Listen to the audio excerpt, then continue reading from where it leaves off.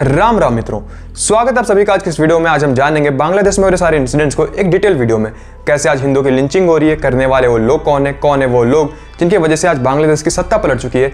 इस बात को आप कुछ ऐसे समझिए, एक समय पर भारत के वो पॉलिटिशियन जो कभी कश्मीर और केरल जैसे इंसिडेंट्स को भी फेक कहते थे, उसको मिथ कहते थे, आज के टाइम पर वो लोग भी बांग्लादेशी हिंदुओं के लिए स्टैंड ले रहे हैं। तो आप समझ जाइए ये मुद्दा कितना बड़ा है। और अब जब बांग्लादेश की सत्ता पलट चुकी है तो आने वाले समय पर इसका क्या इंपैक्ट होगा भारत के ऊपर, जानने के लिए चलिए आरंभ करते हैं आज इस वीडियो को। 5 अगस्त, जहां पर शेख हसीना को अपनी जान बचाने के लिए देश छोड़कर भारत आना पड़ा। अगर वो उस दिन बांग्लादेश नहीं छोड़ती तो उनके साथ भी वही होता जो एक समय पर उनके फादर के साथ हुआ था। 45 मिनट्स का उन्हें टाइम दिया जाता है रिजाइन देकर देश छोड़ने के लिए। अगर वो उस दिन ऐसा नहीं करती तो 45 मिनट्स के बाद उनका असैसिनेशन तय था। उनके रिजाइन देते ही आर्मी चीफ जनरल वकार उस जमान ने पूरे कंट्री को टेक ओवर कर लिया और पूरे कंट्री में आर्मी रूल आ जाती है। तो आखिरकार 5 अगस्त के दिन ऐसा क्या हुआ था कि शेख हसीना को यहाँ पर अपने पोस्ट से रिजाइन देना पड़ा। 5 अगस्त की सुबह आर्मी, एयरफोर्स, पुलिस और नेवी के हेड ऑफिसर्स शेख हसीना जी के रेजिडेंस में आकर पहुंचते हैं। और वहीं पे शेख हसीना जी की बहन शेख रेहाना, जो कि लंदन में रहती थी और एक दिन पहले बांग्लादेश में आकर पहुंची थी, वो शेख हसीना जी से कन्विंस करने में लगी थी कि किसी तरीके से वो अपने पोस्ट से रिजाइन देकर बांग्लादेश छोड़कर बाहर निकले, वरना उनके जान को खतरा है। पर यहाँ पर शेख हसीना ना तो अपने पोस्ट से रिजाइन देने वाली थी और ना ही देश छोड़ने वाली थी। इसी बीच शेख हसीना जी इन सारे ऑफिसर्स के साथ बैठकर 20 मिनट तक मीटिंग करती है और जब वो मीटिंग रूम से बाहर आती है तो बिल्कुल चुप थी। मीटिंग के दौरान आर्मी चीफ जनरल वकार उस जमान, जो कि शेख हसीना जी के रिलेटिव ही हैं, उन्होंने कॉल किया शेख हसीना जी के बेटे साजिब वाजिद को और उन्हें सारे इंसिडेंट की गंभीरता समझाया। इसके बाद साजिब अपनी मदर से कॉल पर बात करते हैं और ये डिसाइड किया जाता है कि किसी तरीके से शेख हसीना को बांग्लादेश से सेफली बाहर निकाला जाए। दोपहर 1 बजे शेख हसीना के साथ शेख रेहाना कुछ फोटो फ्रेम्स लेकर और कुछ लॉगेज लेकर अपने रेजिडेंस से बाहर निकलते हैं, जहां दोपहर 2:30 बजे तेजगांव ओल्ड एयरपोर्ट के हेलीपैड पर पहुंचते हैं और वहां से वो रवाना होती हैं भारत के लिए। शेख हसीना के देश छोड़ने के बाद उनके कैबिनेट्स के और 2 ऐसे लीडर्स थे जो कि देश छोड़कर बाहर जाना चाहते थे। जैसे ही वो फ्लाइट पे पहुंचते हैं तो पुलिस उन्हें अरेस्ट कर लेती है और एक लीडर के घर में यहाँ पर घुसकर दंगाई उनके घर को जला देते हैं और उन्हें भी मार देते हैं। इन्हीं सब के बीच शेख हसीना जिस फ्लाइट में ट्रेवल कर रही थी उसे पूरी दुनिया भर में उस दिन सबसे ज्यादा ट्रैक किया गया। ऑलमोस्ट 29,000 लोगों ने उस फ्लाइट को ट्रैक किया, जिसका नाम था AJAX 1431, जिसका दूसरा नाम है लॉकहेड C-130J हरकुलस, जो कि बांग्लादेश एयरफोर्स की मिलिट्री ट्रांसपोर्ट जेट है, जिसे एक्वायर किया गया था यूके से। ढाका से निकलकर ये कोलकाता के रास्ते लखनऊ पहुंचती है और जो आखिरी बार इसे ट्रैक किया गया था तो ये 5 बजे की टाइमिंग थी, जिसके बाद इसके ट्रैकर्स बन जाते हैं और शाम के 5:36 पर ये दिल्ली के नियर हिंदस एयर बेस पर जाकर पहुंचती है। और यहाँ पर भारत शेख हसीना को 5 अगस्त को शरण देता है अपने देश में। पर शेख हसीना यहाँ पर जाना चाहते थे यूके में एसाइलम लेने के लिए, पर वहाँ की गवर्नमेंट ने साफ डिनाई कर दिया शेख हसीना को एसाइलम देने से। इसलिए यहाँ पर शेख हसीना 5 तारीख से लेकर अब तक भारत में ही है। यहाँ पर शेख हसीना जी के रिजाइन देने के बाद पूरे बांग्लादेश में कुछ ऐसा माहौल है जहाँ पर प्रोटेस्टर्स यानी कि सो कॉल्ड स्टूडेंट्स पूरे देश में आग लगा रहे हैं। और हमारे देश के कुछ यूट्यूबर्स अपने बैकग्राउंड में बहुत सारे बुक्स रखकर अपने आप को इंटेलेक्चुअल दिखाते हुए स्टूडेंट के सामने किसी भी गवर्नमेंट की नहीं चलती और बताते वक्त वो इतना खुश हो रहा था जैसे मानो वो सारे के सारे स्टूडेंट्स इसके घर से निकले हो। और एक बात आती है कि क्या ऐसे लोगों को स्टूडेंट्स कहा जा सकता है जो कि पूरे देश में आग लगा रहे हैं। शेख हसीना के रिजाइन देने के बाद उनके घर के अंदर घुसकर उनके पेट्स को, उनके जानवरों को अपने साथ उठाकर ले जा रहे हैं। भेड़, बकरी, मछली जो भी उनके हाथ में आ रहे थे वो सारी चीजों को वो लूट रहे थे। कुछ लोग तो इतने बेशरम थे कि उनके कपड़ों को लाकर ओपनली शो कर रहे थे, उनके अंडर गारमेंट्स को लाकर यहाँ पर ओपनली शो किया जा रहा था, उसे लहराया जा रहा था। क्या ऐसे काम स्टूडेंट्स करते हैं और क्या हमें इन्हें स्टूडेंट्स कहना चाहिए? जाहिर सी बात है ये स्टूडेंट्स नहीं थे, इन्हें प्लान किया गया था देश भर में दंगा कराने के लिए। तो आखिरकार ये प्रोटेस्ट बांग्लादेश की सत्ता बदलने का रीजन कैसे बना? वैसे तो ये प्रोटेस्ट बांग्लादेश की सत्ता बदलने का रीजन नहीं है, बट जो एक्चुअल रीजन है वो ये है कि अगर ये प्रोटेस्ट नहीं भी होता तो किसी ना किसी तरीके से यहाँ पर शेख हसीना को पावर से हटाया जाता। बट फिर भी अगर आपको जानना है कि प्रोटेस्ट कैसे हुआ और ये प्रोटेस्ट कैसे रॉयट्स में बदला तो मैंने पहले इसके ऊपर एक डिटेल वीडियो बनाकर अपने दूसरे वाले चैनल पर अपलोड किया। आप चाहो तो उसे जाकर देख सकते हो इस वीडियो के बाद। प्रोटेस्ट तो सिर्फ एक बहाना था शेख हसीना को पावर से हटाने के लिए। ऐसा मैं इसलिए कह रहा हूँ क्योंकि जो रिजर्वेशन के ऊपर प्रोटेस्ट हुआ उस बिल को यहाँ पर शेख हसीना ने पास नहीं किया था, बल्कि उस बिल को पास किया था बांग्लादेश के सुप्रीम कोर्ट ने। बट प्रोटेस्ट के बीच शेख हसीना ने 14 जुलाई को एक कंट्रोवर्सी स्टेटमेंट दिया था और उसके बाद उन्होंने 17 जुलाई को वो पब्लिकली आकर अपनी गलतियों को कन्विंस किया था। 21 जुलाई को यहाँ पर सुप्रीम कोर्ट ने भी इस बिल को खारिज कर लिया, कोटा रिजर्वेशन सिस्टम को वापस ले लिया था। 2 दिन के लिए प्रोटेस्ट रुक गए थे, बट किसी तरीके से शेख हसीना को यहाँ से पावर में हटाना था तो कुछ ना कुछ तो बहाना चाहिए ही था। फिर से प्रोटेस्ट स्टार्ट किया जाता है ये कहकर कि शेख हसीना हमारी बातें नहीं सुन रही है। पर 3 अगस्त को शेख हसीना ओपनली कहती हैं कि पर इनके पास कोई टॉपिक नहीं था बात करने के लिए, तो ये प्रोटेस्टर्स प्लान बनाते हैं 4 अगस्त को शेख हसीना के ऑफिस को घेरने का। ये ठीक वो मूवी सीन जैसा जहां पर कुछ लोग प्रोटेस्ट कर रहे थे और जब एक लेडी आकर वहां पर पहुंचती है ये कहकर तुम्हारी मांगे क्या है, तो वो लोग कहते हैं कि हमारी मांगे पूरी करो। तब वो लेडी कहती कि अरे तुम्हारी मांगे क्या है, पहले वो तो बताओ। तो वो दोबारा कहते कि हमारी मांगे पूरी करो। फिर जब वो लेडी कहती ये सब तो ठीक है बट तुम्हें चाहिए क्या, तो वो कहते हैं इनकलाब जिंदाबाद। तो ठीक ऐसा ही कुछ माहौल बना था आज बांग्लादेश में। हमारी मांगे पूरी करो। मांगे क्या है? इनकलाब जिंदाबाद। हाँ वो तो ठीक है, पर मांगे क्या है? तानाशाही नहीं चलेगी। किसकी? किसी की। अरे मांगे तो बताओ। एक्चुअली इस प्रोटेस्ट को करवाने के पीछे चाइना और पाकिस्तान का हाथ था। इस प्रोटेस्ट को करवाने के लिए 3-4 सालों से प्लानिंग चल रही थी। स्टूडेंट विंग जमात-ए-इस्लामी और दूसरी इस्लामी छात्र शिविर को यहाँ पर प्लान किया जाता है। स्टूडेंट विंग जमात-ए-इस्लामी और इस्लामी छात्र शिविर को यहाँ पर पाकिस्तान और अफगानिस्तान में ट्रेन किया जाता है और 2 साल पहले ही इन्हें ढाका के यूनिवर्सिटीज में प्लान किया गया था ताकि आज ये प्रोटेस्ट हो पाए। इस्लामिक छात्र शिविर और जमात-ए-इस्लाम ये दोनों ग्रुप्स एंटी इंडियन ग्रुप्स है। जब 2021 में नरेंद्र मोदी बांग्लादेश विजिट किए थे तो इन ग्रुप्स ने वहां पर एंटी इंडिया प्रोटेस्ट किया था। इनके बीच और एक ग्रुप सामने में आया, हरकत-उल-जिहाद अल-इस्लामी, जो कि बांग्लादेश में भी तालिबान जैसे गवर्नमेंट चाहती है और इसलिए प्रोटेस्ट को किया गया था ताकि किसी तरीके से देश में सत्ता बदला जा सके। अब चाइना की इन्वॉल्वमेंट इन सब में क्यों है इसे मैं वीडियो में आगे एक्सप्लेन करूंगा, पर उससे पहले हम जान लेते हैं इन सो कॉल्ड स्टूडेंट्स ने पूरे बांग्लादेश में भला करा क्या है। इन प्रोटेस्टर्स ने शेख हसीना के रिजाइन करने के बाद पूरे देश भर में ढूंढ कर हिंदुओं के घरों को टारगेट किया, उन्हें मारा, उनके साथ रेप हुआ। 200 साल पुराना स्कॉन टेम्पल मंदिर को भी जला दिया गया।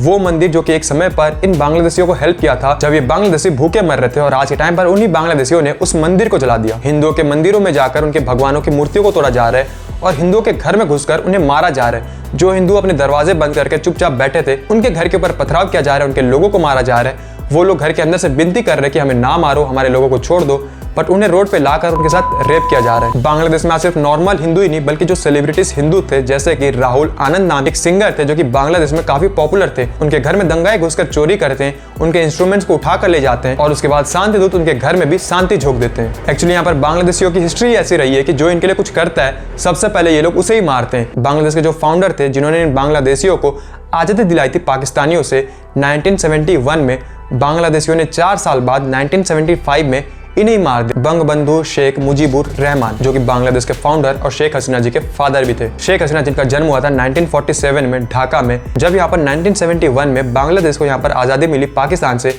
तो ठीक उसी समय शेख हसीना भी एक उभरती हुई लीडर थी और ढाका यूनिवर्सिटी में एक स्टूडेंट लीडर की तरह उभरती हैं। मुजीबुर रहमान यहाँ पर बांग्लादेशियों को फ्रीडम दिलाते हैं पाकिस्तान से और बदले में बांग्लादेशी 1975 में पूरे देश भर में आर्मी टेकओवर लाकर इन्हें और इनके साथ पूरे 18 मेंबर्स का असैसिनेशन करवा देती है। शेख हसीना यहाँ पर इसलिए बच गई क्योंकि शेख हसीना उस समय अपनी बहन शेख रेहाना के साथ और अपनी बच्ची कुची फैमिली के साथ जर्मनी में थे और जब उन्हें पता चलता है कि उनके फादर का यहाँ पर असैसिनेशन हो चुका है तब वो बांग्लादेश जाने वाली थी, बट वहाँ पर उन्हें रोका जाता है, वरना उनके साथ भी वही होता जो उनके फादर के साथ हुआ था। और इसी बीच उस समय की भारत की प्राइम मिनिस्टर इंदिरा गांधी ने शेख हसीना को ये मैसेज भेजा कि वो उन्हें अपने देश में यानी कि भारत में शरण देंगे। और उसी बीच शेख हसीना अपनी बच्ची कुची फैमिली को लेकर विद इंक्लूडिंग उनके हस्बैंड M.A. वाजिद मियां जो कि एक फिजिस्ट थे जिन्होंने फिजिक्स के ऊपर काफी सारे बुक्स लिखे, जो कि बांग्लादेश एटॉमिक प्रोग्राम कमीशन के चेयरमैन रह चुके हैं, और उनके 2 बच्चे साजिब वाजिद और साइना वाजिद के साथ भारत आ जाती है इस उम्मीद से कि अगर वो भारत आती है तो वो दिल्ली से अपने देश बांग्लादेश जा सकते हैं और उन्हें वो इन्फॉर्मेशन मिल भी सकती है कि एटलीस्ट अब उनके फैमिली में कितने लोग बचे हैं। और जब वो भारत आकर पहुंचती है तब इंदिरा गांधी उन्हें इन्फॉर्म करती है कि उनके फैमिली के 18 मेंबर्स विद इंक्लूडिंग उनके मदर फुजीलतुन्निसा मुजीब और उनके 3 भाइयों का असैसिनेशन हो चुका है। अब यहाँ पर शेख हसीना की फैमिली को सीक्रेट तरीके से भारत में असाइलम मिलता है, जहाँ पर शेख हसीना के फैमिली को पहले रिंग रोड 56 में रखा जाता है और फिर उन्हें कुछ समय बाद लाजपत नगर में शिफ्ट कर दिया जाता है। और यहाँ पर शेख हसीना के हस्बैंड को जॉब भी ऑफर की जाती है।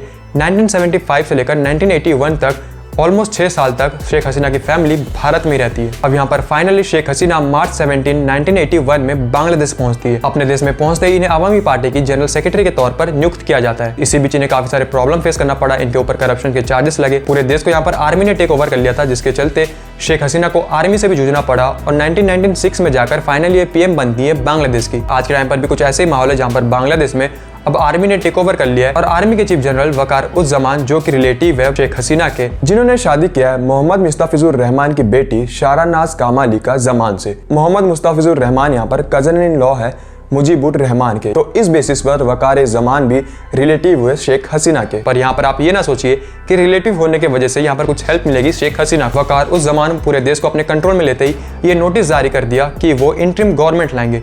इंटरिम गवर्नमेंट क्या होता है? इंटरिम गवर्नमेंट यानी कि वो गवर्नमेंट जिसे यहाँ पर इलेक्शन के पहले टेम्पररी सरकार बनाकर दिया जाता है देश चलाने के लिए। और इसके लिए वकार उस जमान ने किसे चुना? जमात-ए-इस्लामी को, जो ऑलरेडी एंटी इंडिया है। BNP यानी कि बांग्लादेश नेशनल पार्टी, जिसके चीफ है खालिदा जिया, जो कि खुद भी एक एंटी इंडियन है। अब यहाँ पर हमें खालिदा जिया के बारे में जानना बहुत ही जरूरी है। खालिदा जिया जो कि बांग्लादेश की सबसे पहली वुमेन्स पीएम थी, जिन्हें 1996 में इलेक्शन जीतने के बाद भी अपने पोस्ट से रिजाइन देना पड़ा था शेख हसीना के बदौलत, और उसके बाद जाकर ये 2001 में ही अपने पावर में आ पाती हैं। और 2018 में जब शेख हसीना यहाँ पर पीएम थी बांग्लादेश की, तब उन्होंने खालिदा जिया को यहाँ पर अरेस्ट करवा लिया था। क्यों? क्योंकि यहाँ पर खालिदा जिया हसीना शेख की गवर्नमेंट गिराने के लिए काफी सारे प्रोटेस्ट करवाई थी। 600 से भी अधिक वायलेंस के केसेस दर्ज हुए थे और काफी सारे लोगों को यहाँ पर जान गंवाना पड़ा था इनके वजह से, जहाँ पर अब जाकर खालिदा जिया को जेल से निकाला गया है और प्रेसिडेंट मोहम्मद शहाबुद्दीन यहाँ पर कोऑर्डिनेट कर रही हैं खालिदा जिया से इंटरिम गवर्नमेंट बनाने के लिए। यानी कि सोचिए आने वाले समय पर बांग्लादेश की क्या फ्यूचर होगी। पर इस बार भी शेख हसीना को पावर से गिराने के लिए खालिदा जिया ही इन्वॉल्व। खालिदा जिया जो कि जेल में रहते हुए भी ये प्लान बना चुकी थी कि किस तरीके से शेख हसीना को पावर से गिराना है। इस बार खालिदा जिया के बेटे पाकिस्तान के टेररिस्ट ग्रुप ISI और चाइनीज ग्रुप यहाँ पर पहली बार यहाँ पर लंदन में ब्लूप्रिंट बनाते कि किस तरीके से शेख हसीना की गवर्नमेंट को गिराना है। और अगर हम यहाँ पर बांग्लादेश के इंटेलिजेंस एजेंसी के माने तो इस प्लान को एग्जीक्यूट किया गया था सऊदी अरब से। अब इन सब में चाइना का क्या इन्वॉल्वमेंट है, चाइना को इससे क्या फायदा मिलेगा? देखिए आज के टाइम पर अगर चाइना का सबसे बड़ा कॉम्पिटिटर कोई है तो वो है इंडिया। इसलिए चाइना यहाँ पर ऐसे अलायंसेस बना रहा है जिससे वो इंडिया को रिटेलिएट कर पाए, जैसे कि पाकिस्तान, श्रीलंका, हाल ही में मालदीव्स और अब रिसेंटली बांग्लादेश। जब यहाँ पर शेख हसीना बांग्लादेश की पीएम हुआ करती थी तो चाइना किसी तरीके से उन्हें अपनी तरफ करना चाहता था, बट यहाँ पर शेख हसीना पर इंडिया के सपोर्ट में थी, क्योंकि इंडिया से उनके काफी सारे पुराने अच्छे रिश्ते थे। हर साल इंडिया उन्हें $12.2 बिलियन से लेकर $16.5 बिलियन तक का एक्सपोर्ट किया करता था, जहां पर हर साल बांग्लादेश को यहाँ पर इंडिया एक्सपोर्ट किया करता था कॉटन, शुगर केन, स्पाइसेस और फूड से रिलेटेड और काफी सारे आइटम्स। अभी रिसेंटली बांग्लादेश में एक डैम बनने वाला था जिस पर चाइना चाहता था कि वो कॉन्ट्रैक्ट उसे ही मिले, पर यहाँ पर शेख हसीना 2024 में जनवरी में इलेक्शन जीतने के बाद सबसे पहले विजिट करती है भारत में और वो प्रोजेक्ट देती है भारत को। तो क्योंकि शेख हसीना भी यहाँ पर ये जानती थी कि जब चाइना किसी दूसरी कंट्री में अपने इंफ्रास्ट्रक्चर बनाता है तो उस कंट्री में वो जासूसी करता है, इसलिए यहाँ पर शेख हसीना और ये प्रोजेक्ट देती है भारत को। और ये सिर्फ डैम प्रोजेक्ट नहीं, आने वाले टाइम पर इंडिया और बांग्लादेश स्पेस, इंफ्रास्ट्रक्चर और एनर्जी सेक्टर में भी इन्वेस्ट करने वाले थे। और क्या यहाँ पर आपको पता है, जिस तरीके से सरदार वल्लभ भाई पटेल को आयरन मैन ऑफ इंडिया कहा जाता है, तो ठीक उसी तरीके से बांग्लादेश में भी शेख हसीना को आयरन लेडी कहा जाता है। वो इसलिए क्योंकि बांग्लादेश एरिया वाइज है 1,47,000 स्क्वायर किलोमीटर। तो अगर हम इसे कंपेयर करें भारत के मध्य प्रदेश स्टेट से, तो मध्य प्रदेश भी यहाँ पर ऑलमोस्ट दुगनी है बांग्लादेश से। वहीं पे रशिया जो कि मोस्ट पावरफुल नेशन है, जो कि एरिया वाइज तो भारत से 5 गुना बड़ा है, और वहीं पे पॉपुलेशन वाइज 14.5 करोड़, यानी कि बांग्लादेश से भी कम पॉपुलेशन से आज के टाइम पर रशिया में। तो फिर आप सोचिए एक ऐसा नेशन जिसके लैंड एरिया बहुत ही कम है, पॉपुलेशन बहुत हाई है, उसके बावजूद भी 25 मिलियन लोगों को गरीबी रेखा से ऊपर उठाना, जो नेशन पुअर नेशन के लिस्ट में आता था उसे मोस्ट डेवलपिंग नेशन बनाना, और हर साल 6% की जीडीपी ग्रोथ कराना। एक समय पर बांग्लादेश की जीडीपी भारत से भी आगे निकल गई थी, जो कि किसी नॉर्मल लीडर के लिए कर पाना नामुमकिन सा था, बट फिर भी शेख हसीना इस चीज को करके दिखाती है। इसीलिए ही उन्हें बांग्लादेश का आयरन लेडी का दर्जा मिला। आज के टाइम पर बांग्लादेशियों ने अपने उस लीडर को खोया जिसने उनके कंट्री को डेवलपिंग नेशन बनाया था। और बांग्लादेशी लोगों को यहाँ पर समझ पाना बहुत ही नामुमकिन सा है। बांग्लादेश में हर साल कोई ना कोई प्रोटेस्ट होता रहता था, जैसे कि अगर हम रिसेंटली बात करें तो 2022 में, 2023 में और 2024 तो हम सबको पता है। और पता है आपको बांग्लादेश में 2022 में प्रोटेस्ट क्यों हुआ था? यूक्रेन रशिया का वॉर हुआ था, जिसके चलते पूरी दुनिया भर में इन्फ्लेशन आया था और वो बांग्लादेश में भी आया था। इसलिए यहाँ पर बांग्लादेश के शांति दूतों ने यहाँ पर प्रोटेस्ट किया शेख हसीना के रिजाइन के लिए। जरा आप सोचिए, वॉर हो रही है रशिया और यूक्रेन में और इन्हें रिजाइन चाहिए शेख हसीना का। वाह जी वाह। अगर आप एक चीज नोटिस करो, इस्लामिक कंट्री में अगर कोई फीमेल लीडर होती है और वो इनके लिए कुछ अच्छा डेवलपमेंट्स करती है, तो सबसे पहले ये लोग उस लीडर के अगेंस्ट में जाते हैं और उसका असैसिनेशन कर देते हैं। एग्जाम्पल के तौर पे समझाऊं, पाकिस्तान को बनाने वाले का नाम था जिन्ना, पर जब जिन्ना अपने हेल्थ केयर के लिए हॉस्पिटल जा रहा था तो शांति दूतों की वजह से ही उसकी जान चली गई। आप एक चीज और नोटिस करना, भारत के वो पार्ट जिसमें हिंदुओं की आबादी कम हो गई, वहां पर अगर शांति दूत बढ़ गए तो वो अपनी एक अलग नेशन की मांग करते हैं, और उसके बाद जब वो अलग नेशन बन जाता है तो कुछ डेकेड्स के बाद ही उस नेशन का बेड़ा पार हो जाता है। आज के टाइम पर जो बांग्लादेश के लोग हैं वो ऐसे खुश हो रहे जैसे मानो उन्हें इंडिपेंडेंस मिल गया। सिर्फ मेल्स नहीं बल्कि फीमेल्स भी बढ़ चढ़कर हिस्सा ले रही है, और बताओ ऐसे सेलिब्रेट कर रहे हैं जैसे मानो पता नहीं उन्हें क्या ही मिल गया हो। बट चिंता करने की बात नहीं है, जब इनके ऊपर चाइनीज गवर्नमेंट आकर रूल करेगी, इन्हें क्रेडिट दे देकर इनको अपनी गुलाम बनाएगी, और इनके ऊपर कोई अगर तालिबान जैसा गवर्नमेंट आ गया तो इनके आने वाली जनरेशन लहंगा और तंबुओं में घूमेगी। तब ये लोग प्रोटेस्ट करना भी चाहेंगे तो कर नहीं पाएंगे। तो वहीं पे अब हम बात करते हैं हमारे भारत के लिए, इससे भारत का क्या खतरा है। देखिए, इस बात को आप मान लीजिए कि आने वाले टाइम पर बांग्लादेश और भारत का कोई ऐसा खास रिलेशन नहीं रहने वाला, और इस बार भी बांग्लादेश से टेररिस्ट ग्रुप्स आएंगे और भारत के ऊपर हमले करेंगे जैसे कि पहले किया करते थे। इन्हीं सब के बीच जमात-ए-इस्लाम ने भारत को ये वार्निंग दिया है कि आपके देश में जो शेख हसीना है वो आप हमें वापस सौंप दीजिए। यहाँ पर हमारे देश की गवर्नमेंट कंफ्यूज है कि वो शेख हसीना को बचाए या फिर बांग्लादेशियों के साथ अपना रिश्ता खराब कर ले। तो मैं यहाँ पर ये कहना चाहूंगा कि हमारा रिश्ता बांग्लादेशियों के साथ कभी कुछ खास था ही नहीं। बांग्लादेशी इंडिया से कुछ खास पसंद भी नहीं करते। वो तो शेख हसीना ही थी जिनके रूलिंग पीरियड में बांग्लादेशी शांति दूतों का कभी हिम्मत नहीं हुआ कि हिंदुओं के ऊपर अटैक्स किया जाए। हाँ, पहले भी अटैक्स होते थे, बट आज के टाइम पर जो बड़े लेवल पर हो रहा है वो पहले नहीं होता था। और बांग्लादेशी शांति दूत भी इंडियंस को कितना पसंद करते हैं आप इस वीडियो से समझिए।